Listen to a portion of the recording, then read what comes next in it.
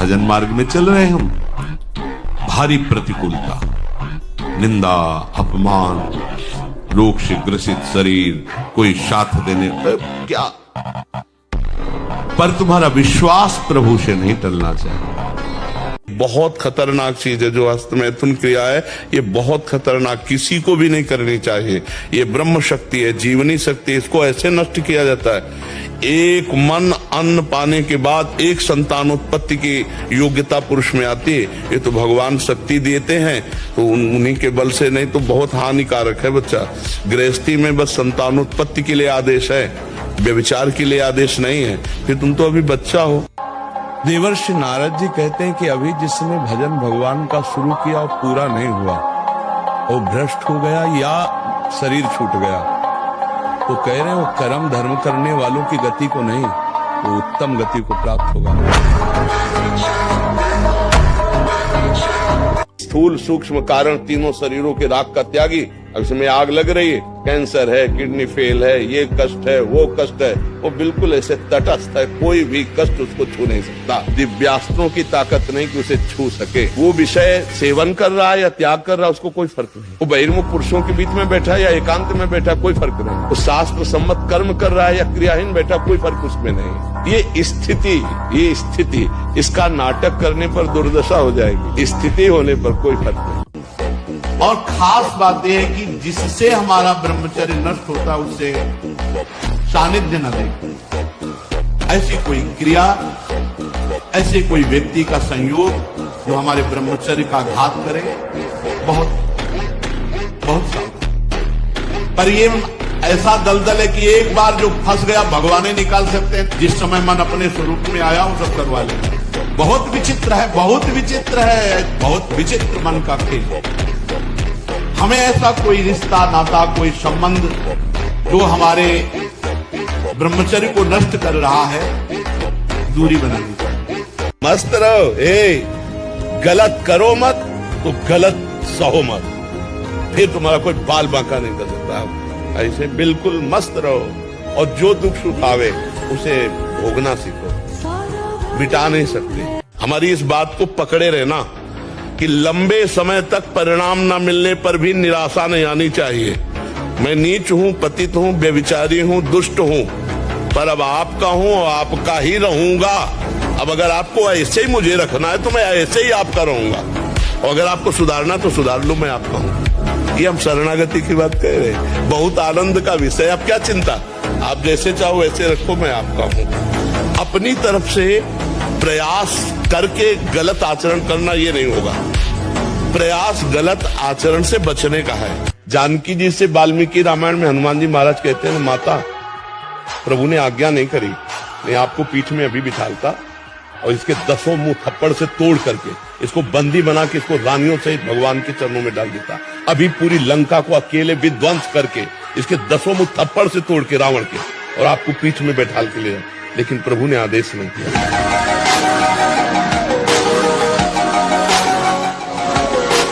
हमारा मन कह रहा है मैं देखूं, हम कह रहे नहीं देखना है। वो 100 बार कहेगा देखो, आप कहोगे नहीं ये देखो, अब वो लग जाएगा जिधर आप लगाओगे, पर वो कुछ समय तक लगेगा, फिर वो आपको वश में करने की कोशिश करेगा, और वो जब आप ना करेंगे तो आपको जलाएगा। अगर उस जलन को सह गए तो मन को अधीन कर लेंगे, और नहीं सह गए तो मन आपको अधीन कर लेगा। ब्रह्मचर्य को धूल धूसरित कर रहा है, ब्रह्मचर्य का नाश कर रहा है।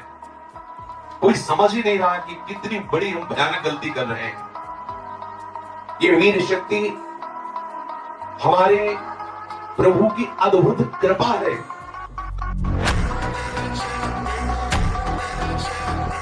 सावधान रहिए, ये जीवन खिलवाड़ नहीं, चाहे आप गृहस्थ हो चाहे विरक्त हो। ये जो ब्रह्मचर्य है ये आपको अच्छा गृहस्थ बनाएगा, ये ब्रह्मचर्य आपको अच्छा उपासक बनाएगा। अगर आप इसको यूं ही छीण करते रहे, चाहे गृहस्थ हो या विरक्त हो, तो आप किसी काम के नहीं रह जाएंगे। ध्यान रखना, किसी काम के नहीं रहे। कुछ दिनों के बाद आपके शरीर में जगह जगह पीड़ाएं होने लगेंगी, चिंतन आपका सामर्थ्यशाली नहीं रह जाएगा, स्मृति शक्ति आपकी लोप होने लगेगी, और जिसे आज की भाषा में डिप्रेशन कहते हैं उसके शिकार हो जाओगे। अब ये समझे में नहीं आता है कि जवान है कि बूढ़ा है। कपड़े जैसे बांस के डंडे पे कपड़े पहना के खेतों में नहीं खड़ा किया जाता, बिल्कुल ऐसी सीन है। गाल चिपके हुए हैं, जांघों में मांस नहीं है, छाती में मांस नहीं है, और अपने को मतलब विश्वात्मा स्वरूप समझ रहे, अपने को अहंकार में बलवान समझ रहे, विद्वान समझ रहे और अपना जीवन नष्ट कर रहे हैं। हमें रोने की जरूरत नहीं है। प्रेम में रोना अलग बात है, दुखों से रोने की जरूरत नहीं। अब हमें दुखों को रुलाना है कि अरे हमारा तो कोई प्रभाव इस पर पड़ते नहीं, वो रोए बैठ के।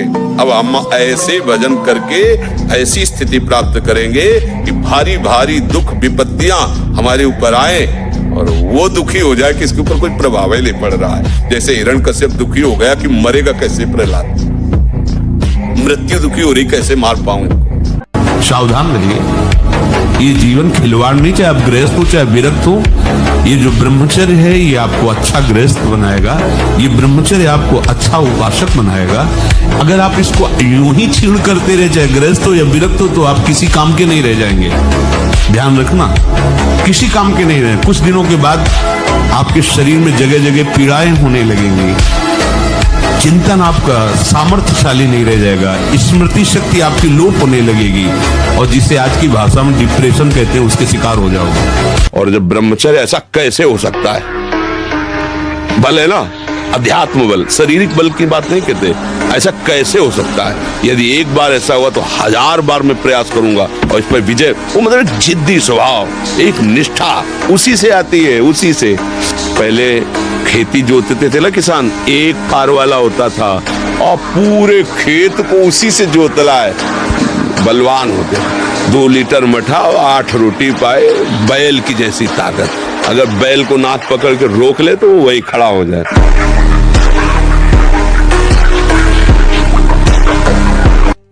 ये जो रात्रि के शयन के समय मोबाइल में इधर उधर दृश्य देखने हैं, अपने सर्वनाश का बीज बोना है। मान लो, हमारी प्रार्थना मान लो, ये उस समय मन आपको परेशान करेगा जब कमरे की सिटकिनी अंदर से बंद होगी। सबसे प्रार्थना है रात्रि के शयन के समय। तो बोले फिर ठीक है 10 बजे तक देख लेंगे मोबाइल, इसके बाद शयन के समय भजन कर लेंगे, होगा ही नहीं। क्या तुम देखना चाहते? प्रिया प्रीतम के सिवा और कुछ क्या देखना चाहते? ब्रह्मचर्य प्रत्येक मार्ग के लिए बहुत सुंदर नींव है, चाहे वो गृहस्थ में जाए चाहे किसी खेल में जाए। गांव में पहले तो 10-20 पहलवान होते ही थे, अब समय बदल गया है हमारी राष्ट्र सेवा में। तो अगर ब्रह्मचर्य तो स्मृतिवान है, धैर्यवान है, बलवान है, तभी वो राष्ट्र सेवा में लग पाएगा।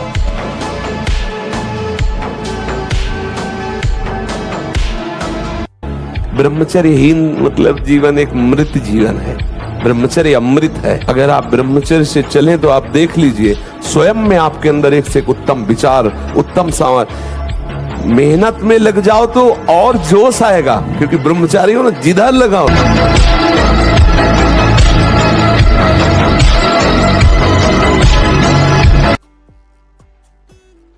बिना ब्रह्मचर्य के आगे नहीं बढ़ोगे। बहुत हम अनुभव की बात कहते हैं, बहुत अनुभव की बात। ब्रह्मचर्य में एक नवीन उत्साह होता है, ब्रह्मचर्य में एक अजीब शक्ति होती है जो आपको साधन में, गृहस्थी में भी रहे तो संयम से रहे। बस संतान उत्पत्ति के लिए आदेश है, नहीं तो ये जीवन केवल भगवत प्राप्ति के है।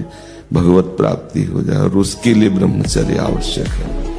और आजकल ब्रह्मचर्य का कोई महत्व नहीं समझ रहा है, नहीं समझ रहा है। केवल प्रवचन किया जा रहा है, केवल प्रवचन सुना जा रहा है, इसलिए अध्यात्म उन्नति नहीं हो रही।